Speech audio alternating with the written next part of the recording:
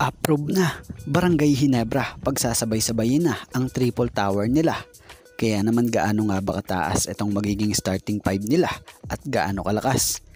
At Benny Boatwright sa Senado, unti na lang magiging half Pinoy na rin siya. Si Mr. Angara, ganito pala rin napabilib nitong si Benny Boatwright. So bago nga natin talakayin yan, shoutout ko muna yung mga solid nating ka-teammate na laging nanonood, gaya nila JJ Sibum, Judy Villarosa, Affectionate Alligator, Romeo Conchada, and Jung Gonzales. So magandang balita dahil kamakailan lang ay bumisita sa Senado itong si Benny Boatwright kasama ang opisyal ng Samahang Basketball ng Pilipinas dahil na rin sa imbitasyon ni Senator Francis Tolentino na nakatakda nga raw sponsor ang panukalang naghahangad ng kanyang naturalization na inihain nitong nakaraang linggo ni SBP Chairman Senator Sani Angara. So kung mapapansin nyo sa mga inilabas na latest na litrato, pansing nasa Senado sila at kapansin-pansin kay Benny Boatwright ang sayang nadarama. So masaya si Benny Boatwright and excited na nga raw maglaro siya at irepresenta ang ating bansa sa mga future tournaments na sasalihan ng Gilas Pilipinas. So alam nyo bang napabilib ni Benny Boatwright etong si Senator Sani Angara?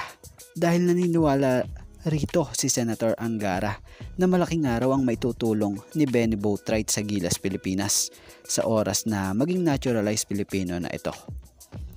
At mapunta naman tayo rito sa tatlong pagsasabay-sabaying triple tower sa Ginebra nitong si Coach Tim Cone, lalo na ngayong playoffs. So ngayon nga ay isa sa maaaring maging advantage ng Ginebra ay ang pagkakaroon nila ng tatlong big man na pupwedeng pagsabay-sabayin.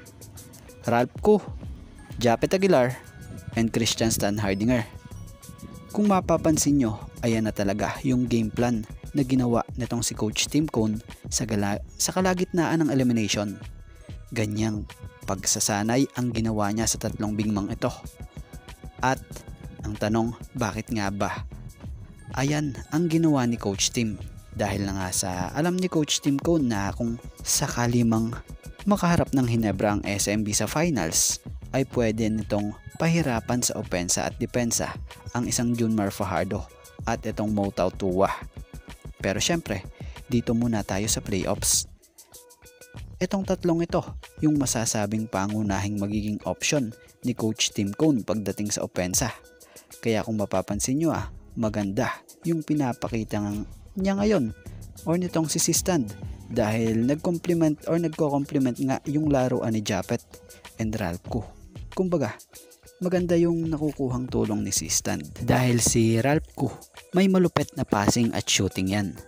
Kaya naman minsan siya yung nagiging floor spacer at si Japet naman ang sa mga putback. Kung sumablay man si Stand or etong si Ralph Koo. Pero sa tatlong big man na ito, mas pangunahing pinagkukunan talaga ng opensa ay si Stand. Kumbaga, support yung dalawang bigs. Kaya naman, kagandahan lang din talaga sa pinapakita nitong si Stand ay magaling nga din po itong pumasa. At ganon din si Koo. Kaya talaga namang ang ganda ng tulungan nila